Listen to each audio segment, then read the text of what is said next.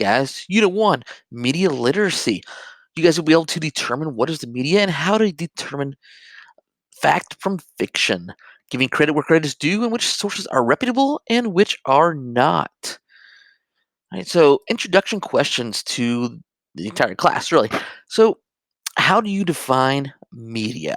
What is media? What does media mean to you, and how would you define it? And are you aware of how much media you consume?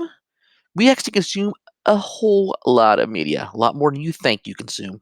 Whether it's on your phone, whether it's in the car, in a restaurant, sitting in your room, you always consuming some kind of media. Even unless you're sleeping, even sometimes when you're sleeping, if you have a radio on or something like that, your brain's consuming media. So media is all around us. So, in what ways do you think media affects you? Does it affect your mood? Does it affect how you dress? Does it affect how you act or talk? Or, how does media affect you? And we're going to chart it for 1 week, uh, and we'll see how exactly it affects you. You'll be surprised. And so, the book we're going to use mainly for this class, for these notes, we're referencing a lot based off of this book by Julie Smith, Master of Media. And so, good quote from her is, I teach people to critically view all the media they consume, how to evaluate it, critique it, and analyze it, so they're not sheep, but think for themselves instead. So they make smart decisions about purchasing and voting, and so they don't believe the stereotypes presented to them. Very good quote, and it really kind of sums up what we're trying to learn here in this class. And so, media. So media is any information channel. Anything that can be convey information of one person to another is media. If you're telling somebody, you're making a vlog online, you're writing a social media post, you're sending a Snapchat, that is all media. And there's a video here, a link in the description. And every video that's going to be linked on these notes, you can find it in the description so you can watch it and view it and get a little more information. About the topic that we're talking about. So the first one is media literacy awareness. A great video. You should watch that one. Mass media is any type of media that reaches a vast array of people. These are newspapers, television, radio stations, high traffic websites that people visit a lot. This would be like MSN, Yahoo, uh, even Facebook could be a mass media nowadays. And so any media reaches a vast audience. News media, this is media, again, if you think about it, like Facebook and Twitter, these social medias are like creeping into all these medias, mass media, news media. You can get everything in one place in a social media context. That's kind of the way things are evolving and moving nowadays in the media spectrum. And so the news media is everything that communicates information to you. What's going on in the world? What's going on in the community around you? That is news media. These are your newspapers, television, radio, magazines, internet. It can be blog, tweets, posts on Instagram, in your Snapchat. They have all those news stories. Those are all news media. Okay, anything to distribute information to you, it's news. Mainstream media is stuff that gets everywhere. These are your nationally syndicated radio stations, like maybe like Air One or Kiss FM. Uh, your radio, television, like ABC, NBC, CBS. Your newspapers, New York Times, Wall Street Journal, USA Today, magazines, Time Magazine, Sports Illustrated, and news syndication agencies like NPR. Uh, and other Sinclair Broadcasting or whatnot, or the Associated Press. That's mainstream media. And social media, like I said, this is your digital platforms. This is what you think the media you as a teenager would be involved in mostly is social media. It's kind of taken over every aspect of our lives. And so that means that's why social media sites like Facebook and Twitter, Snapchat, Instagram have all these news media uh, and social media. It's all connected into one anymore. But this content, social media, is mostly created by you. Okay, you're not. watch. You're not getting on there to look at someone else's created content, but you create content. You create tweets and posts and shares and content. Okay, that is what social media is about. It's a social aspect. You share it with your friends, with the world. It's social media. So why should we even study the media? Why is that important? Well, there's persuasive and pervasive argument here. They affect us emotionally. We vote by and live by their suggestions. Uh, and they take up our time. They present the world to us. But how often do we stand back and ask, what does it all mean? Why? What are they trying to tell us actually? What does this media actually mean? So, essential information to cover in this unit. Media outlets are owned by profit-seeking corporations. Basically, they're making money. If they're not making money off of it, they're not presenting it to you. You're not going to see it. If a television show gets terrible ratings, they're going to cancel it. If a type of music out there no one likes, they're not going to present it. Okay, it's all about making money in any means necessary. Sometimes they create and perpetuate our culture. They shape our culture. You know, way we see, way we dress, way we act, way we talk. Media creates that, and what we see is what we become. And the time we spend on media keeps increasing, especially with this phone. You're probably looking at your phone right now as you're listening to this. Uh, and so we're always on our phones. We're always inundated with advertisements everywhere we go. So media literacy is not media bashing. We're not bashing the media here because media is necessary to convey, to be watchdogs, to entertain us, to let us know what in the world's going on around us. So we're not living under a rock. And so literacy is very important. We just need to know, what is it exactly telling us? Is it telling us the truth? You know, how do we understand media? Helps us understand ourselves and our lives and the world around us. So on average, recent studies have shown that Americans consume more than 15 hours a day, to 24 hours a day. So a large chunk of the day is spent consuming media. And that is very true. As you look at a chart that you're going to chart your own media, we spend a lot of time on media, more than you know. And so this includes listening to music, watching TV, going online, playing video games, reading, doing it all at the same time. Sometimes our multitasking brain here, driving down the road, looking at advertisements in a store, advertisements, media all around you, telling you to buy stuff. Even in the restaurants, they advertise on their like fry boxes or their cups, or they're always being constantly inundated with media. And so it's created specifically to entertain and educate, but sometimes it's not always accurate. The number one way to avoid any potential negative consequences is, of course, being media literate. That's why we have this class. That's why we're talking about this stuff. You got to be literate. Why are they sending you this message? Why are they advertising this? Okay. That's what media literacy is all about. How to make informed decisions about the media you consume daily. And so this is interesting here. In 60 seconds last year, every year they update this. Here's how much media is going on, created, consumed in a minute. Okay, there's 15,000 GIFs created, sent via Facebook Messenger or posted on Facebook. 4.1 million YouTube videos viewed a minute worldwide. 4.1 million YouTube videos viewed. Okay, 452,000 Instagram photos uploaded. 40,000 hours listened to on Spotify. 1.8 million snaps sent and created. Okay, we are all on this media. Social media has taken over the world of media. Okay, question to ponder. What is the history of media? Who is creating these messages? Who makes money from these messages? How are they involved in the process? What is the point of viewing the message? And so, first up, controversy creates cash. Okay, sex, violence are the hooks used for media companies to get us and keep our attention. Okay, controversy creates cash. We watch stuff that's violent. We watch stuff that um, gets our attention. That's what they show us. They want us to watch it and view it.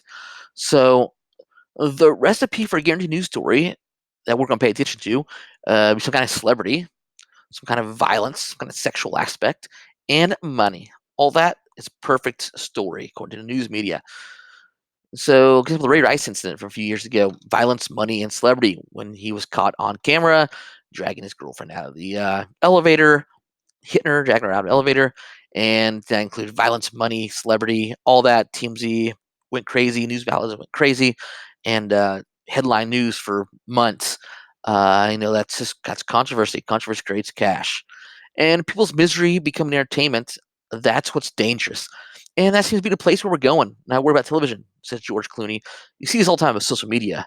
People's misery is entertainment. We love to laugh at people doing stupid stuff, getting hurt, and just being outrageous. That sells, and that is portrayed on television as well. So, paced with competition from television, movies were the first to dabble in very controversial topics. 1950s TV, there's a video link there to click on. Kind of show, the squeaky clean, Leave It to Beaver, 1950s family style. Married couples even had sleep in separate beds because they could not touch each other. They could not be in the same bed together. It's a big no, taboo. And so here's I Love Lucy, Lucy and Ricky sleeping in separate beds. So in 1964, married couples even allowed to be shown in the same bed, but nothing beyond talking was allowed. And you compare it to today, and yeah, a little bit of everything goes on the television screen. And the media likes to push the limits of society's moral standards. They like to push the bar, and the bar keeps moving forward and forward and forward as time goes on. And with all the media we consume, uh, producers have to shock us, thrill us, get our attention. The shock value, it has to be more violent, show more skin, uh, be more gruesome. That's the things that grab our attention. That's the thing. It keeps getting worse and worse and worse. Especially on cable television, it keeps going, going, and going, pushing that envelope. Okay, violence. So in 1940, there was an editorial in Chicago Daily that actually said that comic books were too violent. Now they're like the biggest worldwide blockbuster ever, Avengers Endgame. And in 1940s, they said it was too violent. We can't show it's messing with people.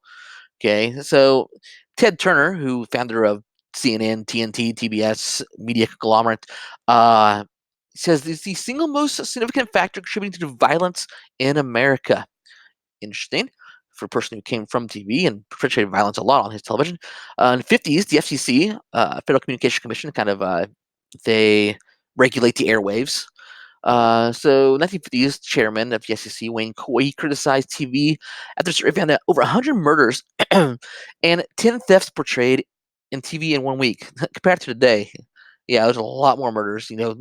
Hours. Your CBS serial program. NCIS, Law and Order, stuff like that. All kinds of stuff going on portrayed. And the basis of an entire television program. So blaming electronic media for violence in society is easy. It's common. It happens a lot, especially news media loves to do that anytime there's a mass shooting. So violence is very common. And so news media like to blame guns. Media loves to quickly blame guns for everything. Right? And a good quote here, this is it's not a device issue, it's a societal issue when it comes to violence. We are a violent society. And it becomes more and more evident every day with the video games, the songs, the TV we watch, that we are a very violent society. Of course, the world's always been very violent, even before having the television and social media. But it seems we just are very violent in nature. Human beings are. And not all violence shown in media is bad, though. I mean, there's some good violence, like if there's a flood, tornado, and stuff. That's violence by nature, but that prompts action. It prompts us to help out. A movie on bullying could increase awareness on the issue. Violent natural disaster footage could prompt people to donate money to the Red Cross, time to help them out. It's gratuitous violence is different. And that's the only person to keep you engaged and entertained. But violence uh, in the media can be good in showing the people to take action, help out. The whole Michael Bay here, explosions beat dialogue in boxes every time. In almost every culture, we love the explosions and the violence and the action over two people sitting down over a coffee talking. That's just not highly entertaining. And so, are we destined? Are we desensitized to the violence? When it becomes something we laugh at, we probably have become desensitized. AFE, your entire social media, what gets more likes, what gets more views, people doing stupid stuff and getting injured, violence. what we love to laugh at other people's misery. Like a car crash, we can't look away, and so that's just we've been desensitized by violence. And Julie Smith says blaming media violence in society implies it has not existed before mass media. But any basic knowledge of human history would disprove that. Yeah, we've had violence, history of wars, and violence, but we're very desensitized to it. We just laugh at it nowadays, especially when it's like small scale violence. Right? Now, media here. Six companies own everything. All right, so you got to know everything is owned by six companies. 90% of all media is ran by either Comcast, News Corp, Disney, Viacom, Time Warner, or CBS. They own everything. Okay, you might think, oh yeah, this is an independent news source I'm working at. Yeah, it's probably one of the big six, and so they feed and control what you see, what is being brought out. So media only tells stories that make them money. There's why stop and wonder what stories are not being told. Okay, sometimes you get those stories in your local news. They tell stories that the mass media doesn't tell because it's not going to give you big ratings on the mass market. And so, what stories are not being told? Six companies own everything. Okay, in 83, 50 companies own 90%. Today has been consolidated into six companies. That's further consolidating now as Disney's kind of taking over more. Like they took over a lot of, Fox Studios, 20th Century Fox, and there's Disney's kind of taking over more and more stuff. And other companies are merging and consolidating as well. But six companies do control everything. And you come about products you buy. Uh, these companies own everything. I mean, it's these 10 companies own everything. And you think about all these different products out in the stores. Yeah, they're all really owned by these companies. Like Pepsi owns Taco Bell, Pizza Hut, KFC, Pepsi, Mountain Dew, Monster Inc. No, not Monster Coke. Captain Crunch. Pepsi owns Captain Crunch. Tostitos, Cheetos. They're all owned by Pepsi. Okay, Coke. Right? They're going to own your water companies, soda companies, energy drinks. Kraft owns a whole lot of different kind of food and drink. Nestle, same way. Procter and Gamble owns a lot of your cleaning companies. Johnson owns a lot of your medicine. I mean, and first aid stuff. And so these companies own everything. 10 companies own most stuff you buy. Okay, news literacy. Okay, news literacy, the ability to determine the credibility of a news report and information. Okay, if you see a news article online through social media, you might want to check the source first. Is it Babylon Bee? Is it Onion? Is it some completely random person has made a website to make it look legit and puts it on? And so usually if it's not from a major news source, uh, you don't want to reshare that. You don't want to retweet it because it's probably not 100% true information. Okay, you got to be literate about that. You got to look for the big major networks. They're the ones going to vet stuff and put it out there. You can't just get it from any average Joe on the street or your friend on Instagram. You got to get it from a legit source. Right? Straight news. The information that is presented to be informative without seeking to persuade you. This is just facts, man. We're just going to, this is relevant facts. Here's what it is. Here's what happened. Given to you straight. Straight news should give the consumer enough information and points to make their own judgment about the topic or the issue. Okay, transparency, openness, and accountability. Journalistic transparency means that journalists and news organization explains everything they can about the information. They want to present all the facts are open about everything. They're not leaving anything behind to fit their agenda. They're very transparent and they tell you everything. And this includes the ways they got information, where they got it from, who they got it from, how they got it, and they present everything. Okay, an important thing is media is a watchdog. Sometimes Mr. Trump doesn't like this. That's why he tweets all the time instead of going out like other presidents and sending out press releases to the media. He does it himself because he doesn't trust the media, and and so that in turn leads to more media backlash against him. They don't trust him. They're not going to pay him into a nice light. And so, watchdogs, though, it's very important because the media tells what's going on in the government. Okay, if something bad's going on, some illegal practices going on in Congress, the media is going to tell us about it. It is their job to tell us what goes on in the world, what goes on in our government. Okay, that's freedom of press and freedom of speech, and it's very important that we have media not controlled by the government, so they can tell us the truth. In contrast, look at China; their media is controlled by the government, and so the people don't always get the truth. Okay, so in journalistic terms, a person, an organization monitoring the actions and others to discover the frauds, they're going to put their watchdogs.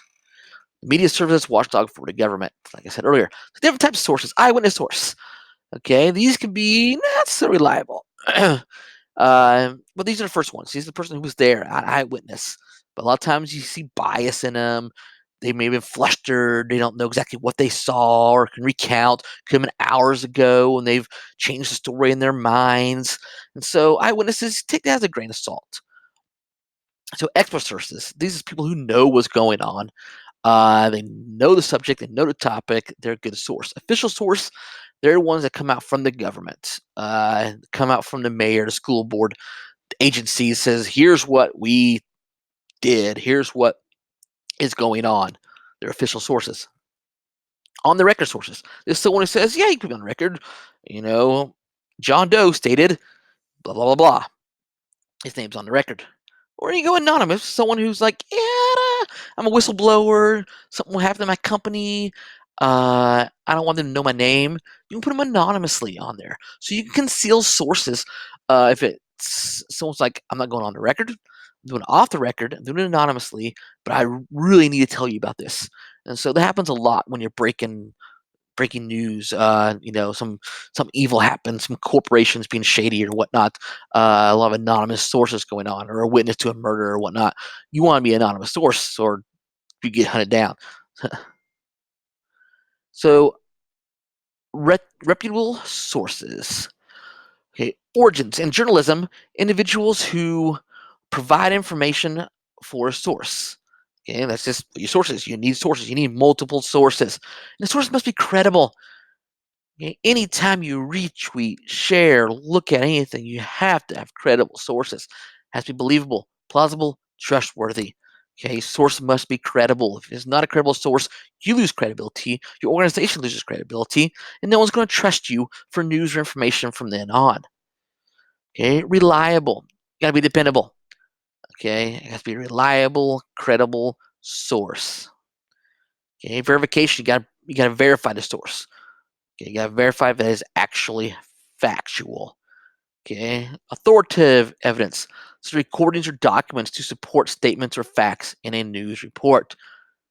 And so documentation is very important to have. So vetting, you gotta vet your sources. Okay, you double, triple, quadruple check everything to make sure it's accurate. You don't want to put stuff out there that's false information, because that's going to lose your credibility. You gotta make sure everything is legit. And anytime you're writing a story, anytime you're researching anything, multiple sources, gotta have every side of the story covered. You can't just present one side of the story, because that's media bias. You can't be that way. And so multiple sources, generally at least three, one from each side and a neutral source. Is always good rule of thumb when you're researching anything. Three is the minimum sources you should have for anything. So, and what context are these sources from? What side are they from? You can't have three sources all from the same side. There's a riot going on. I want to interview three people from side A of the riot, no one from side B. You're not getting the full story. Okay, you gotta have context on side A, side B, and a conscientious objector, someone who's outside of it looking in. You gotta have multiple sources in context. Reliable books, very reliable. Been published, they've been vetted, they've researched, they come up after the fact. Newspapers, magazines, same thing. They're very reliable. Your local newspaper, New York Times, or whatnot. Peer-reviewed journals, they've been reviewed. Facts have been reviewed. Very reliable. Okay, PhD, MBA. These people have gone through the research. They know what they're talking about. They're experts on the topic. Very good person to talk to or stuff to read. A public library, very good place. Scholarly articles, very good place to get information. Isolated studies, very accurate. Okay, educational institutions and their websites, you get great information about stuff. On. Is it reliable? Websites. Well, you look at the URL. EDU, yeah, if you're looking on a story about a college, the EDU website's probably pretty good. Okay, sometimes they can be a little biased though towards their own school and their own thought of their benefactors who pays them money. They're gonna tend to lean that way. .gov sites, it's a good place to get great stats and everything. .org is usually a nonprofit organization, so they're not in it to make money. They're in it to inform you or to tell you about their organization and whatnot. Unreliable. Wikipedia is not a reliable source. Okay, it's a good starting point to find initial ideas about the topic. A quick read like, "Ooh, I want to find out more information about this." Okay, Wikipedia is not bad, but if you're going, you cannot cite it as an actual. This is my resource and source of information, and I got all information from Wikipedia. Yeah, don't do that. Okay, but it's a good place to jump off. Good place to start. Blogs, tweets, probably not good. Very personal, biased, opinionated. Personal website again, very opinionated. Forums, people just asking questions, answering their opinions, their thoughts. All right. Sites created to organizations to make political bias. Probably not a good site to get reliable, credible information. Okay, you see a lot of bias. Can you trust.com? Well, .com is about making money. A lot of that comes from history.com stuff, great place to start to look at stuff, but .coms can be unreliable because they're in it to make money. Are they trying to sell me something, a product, an idea? Okay, next thing, is it fact or crap? Okay, crap is a good way to find out is a news story legit or not. So currency, when did it happen? Okay, did it happen 20 years ago? Did it happen 20 seconds ago? Okay, is it require current information or older sources will work as well? Relevant. The importance of the information for your needs. Is it relevant to my topic? Is it relevant to my story? Do I need it? Okay, the source information, where did it come from? The authority of it. The accuracy, is it reliable? Is it truthfulness? Is it correct? Okay, is it accurate? Did I get it from the onion.com? It's probably not going to be accurate. What's the purpose of this text? Okay, why does it exist? Does it exist to make money, to get likes, to get shares? To inform us of what's going on, to persuade us. What is its purpose? So the story, fact, or crap. You got to put it through the crap meter to see if it will go through and be legit. Okay, social media source verification, very important, especially social media exploding, and most people get, especially young people, get their media from social media. Is it a real account? Was there connection to your story? Were they there? Were they biased? Okay, did they just create an account just to post this, or are they actively making tweets? Where they post from. Are they there? Or are they in like Abu Dhabi or something? Uh, when was Crown created? What's their history? Is it accurate? Can you find out about the account somewhere else? Search their username. They have multiple websites. Are they famous? Are they, credible? You gotta check that out. You can't just retweet stuff because, oh, I agree with this sentiment. I'm gonna retweet this out. No, stop yourself and think before you like, share, post, retweet, tell others about it. Stop and think. Is this legit? Is it fact or is it crap? Is it reliable? Look for your sources. Verify it. Okay, media is inherently biased. A lot of times, your news media and stuff, you see a lot of media bias, your liberal media biased out there. So its tendencies are inclination towards one side of a story or another. So news and media bias, the inclusion of perspective, opinion, viewpoint happens a lot in your 24-hour news cycle. Your news stations, Fox News, MSNBC, CNN, a lot of media bias goes into that because they have to fill their time. So a lot of times opinions get thrown in there or something blown out of proportion to get ratings. Selection bias, where someone's going to tell you what they want to tell you about the idea. Okay, only certain stories they're going to tell you that meet their agenda. So audience bias, this is where we judge quality, accuracy, fairness, credibility of a news based on whether they agree with it. I agree with this news, so it must be true. So that happens a lot with Fox News, MSNBC, where Fox News is very conservative. Conservatives watch Fox News because it agrees with them, and Oh, it must be true because I agree with it. It's on Fox News. Liberals watch the MSNBC. And whatever they say, I must agree with it because it matches my views. They're very liberal viewpoints. So beware, do not get your information from one source. Okay, one news source. Don't look at Fox News and say everything's legitimately true. More likely than not, it's probably not. Don't get it from MSNBC. Okay, look at both of them. Watch Fox News and MSNBC and CNN, any local news, and ABC, NBC, CBS. Spread around your sources so you can get a nice balanced view. Right? Fairness. So you can be free of favoritism or bias. Okay, journalism that includes making sure that everyone directly involved or affected by the topic is heard. Both sides of the story must be heard. You cannot just tell one side of a story. And to be fair, journalists must depict these accounts accurately and focus on the consumers to best understand the event, not their side of the event, but the event in general, all sides of the story. Everyone has a story to tell. Your job as a journalist to tell both sides of the story. Okay, cable news tone. As you see, negative, positive. Okay, very unbalanced depending on your news source. Okay, this is interesting about negative coverage in the news and positive coverage in the news. CNN, 93%, this is from 2017, 93% of stuff airing on CNN is a negative, bashing somebody. Oh, violence, negative, negative, negative. Only 7% was actually about positive uplifting because positive stories, positive stories usually do not sell as well as negative stories that scare you, that creates controversy.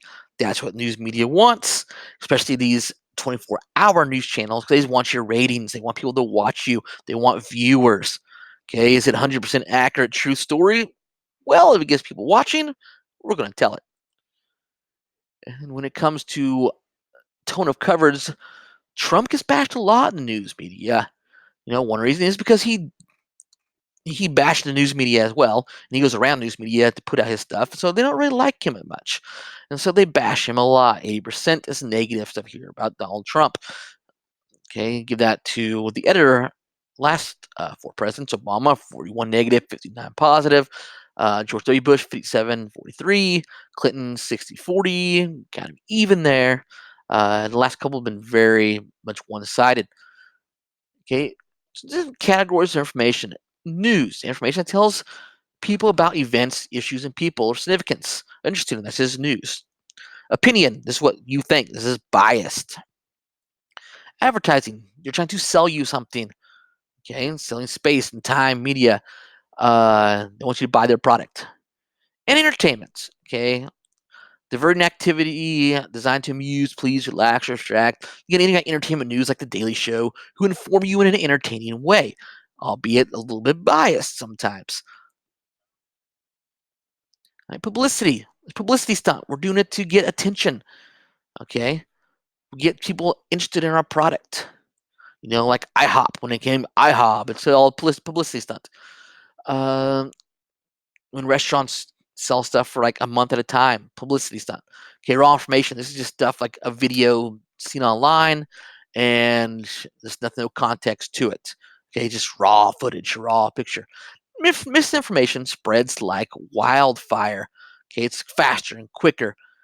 And so misinformation, information that's deliberately misleading. Someone's going to write an article and it's lying to you. Okay, it's error, false, sometimes used to divert attention from what is actually true. Okay, beyond accuracy. Okay, this involves more than getting the facts right. It involves putting them in the order and context that is proven to be true. You cannot lie. You cannot give false information. You have to tell the truth, the whole truth, and nothing but the truth. Okay, when putting stories out there, truth is often known. The story breaking news. Sometimes stuff's off. You gotta wait a little bit till the actual all the facts. Till you get all the facts. Don't put something out there. Don't retweet something till you get all the facts. Okay, and breaking news. Media outlets a lot of times get it wrong. Immediately after they want to be first, they want to tell breaking news. We are the exclusive of this news story. Don't trust anonymous sources. Don't trust stories cited other sources. There's almost never a second shooter. And pay attention to the language in mass media. We are getting reports in now can mean anything. We're seeking confirmation means they don't have it yet. They're just telling you what they think they know. And news outlets learned means that it's a scoop or is going out on a limb. So look for news outlets close to the incident. Compare multiple sources. Always multiple sources. Make sure you do that. And big news brings out the fakers, photoshoppers. All right, beware reflexive retweeting. Someone's on you. Okay, don't just randomly retweet, repost, like, share stuff. Be conscious of what you're doing. Okay, information timelines. First goes in a minute, social media. Boom, explodes social media. And then the news picks it up, TV picks it up. All right, it's a little more accurate as it goes on. The weekly magazines, monthly magazines, journals, books finally tell you the whole story of what's going on. It's kind of the information timeline as an event happens, the event occurs. A lot of times we take whatever happens on social media as solid gold, but when actually it's not. Getting information, you crowdsource information, get it from Facebook Studio. What stories you guys want to hear? What stories you guys want to see? Okay, ask people, what they're interested in, what's going on in their community. Maybe stuff that you never heard of that needs to be told, and you can tell it. Fair use is stuff that's, out of copyright law. You can use this stuff, information. A news aggregator. Again, takes all the news stories from all. You can subscribe to all these different news sites, and they'll put it all in one place for you, so you have every story and every side of the story all in one place. Okay, spin. Media likes to spin stuff. Propaganda. Okay, it provides a biased interpretation of event or campaigning to persuade the public. I really like this picture here. Uh, you know, Media doesn't always tell the whole side of the story. So media might say, "Oh, this guy's stabbing another guy," and the whole story is, "No, that's just his shoe. He's running away from a guy who's actually trying to stab him." And so, when the media tells the entirely different story there, and that happens sometimes. Media spins it to their the way they want it to be seen. So propaganda is used to distort and make people persuaded into their way. Propaganda is bad. Okay, but it's very important to understand that. That's why you gotta look at multiple sources, multiple perspectives, so you don't get caught up in the spin. And so always gotta check if make it out. Okay, confirm your information. Have high standards, credibility, ensure that the information has been verified, consider responsible next steps, and know that you can believe by asking critical questions. Okay, so check your work, check everything. All right, that's it for Unit 1. Until next time, see you later.